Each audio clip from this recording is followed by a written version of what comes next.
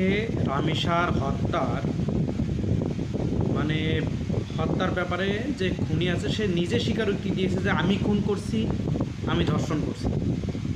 এরপরেও এই হত্যার তদন্ত করতে 1 সপ্তাহ লাগবে। কী জন্য? আমি যেখানে বলছি যে আমি হত্যা করছি, আমি ধর্ষণ করছি, সেখানে কেন 7 দিন লাগবে?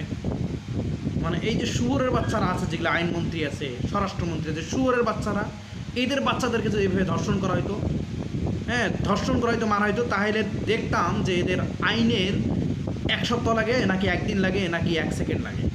শহরের বাচ্চারা, একটা বাচ্চাকে একজন খুন করছে, সে নিজেই স্বীকারোক্তি দিচ্ছে যে আমি খুন করছি, তারপরেও বিচার করা লাগবে, বিচারের জন্য, তদন্তের জন্য 1 সপ্তাহ লাগবে, বিচার করা লাগবে, তারপরে তার ফাঁসি দেওয়া লাগবে।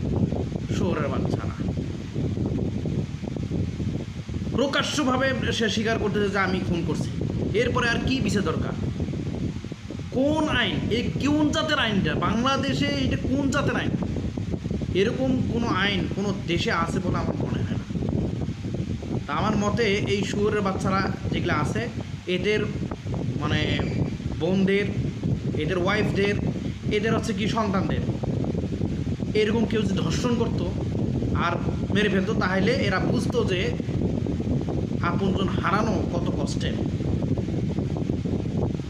শহরের বাচ্চারা বাংলাদেশের, আমাদের দেশের টাকায় তাকে জেলের মধ্যে নিয়ে গিয়ে মামলা করার পর, বিচারের পর তাকে যাবজ্জীবন কারাদণ্ড দিয়ে আমাদের টাকা দিয়ে তাকে খাওয়ায় বাঁচা রাখবে। কী দরকার?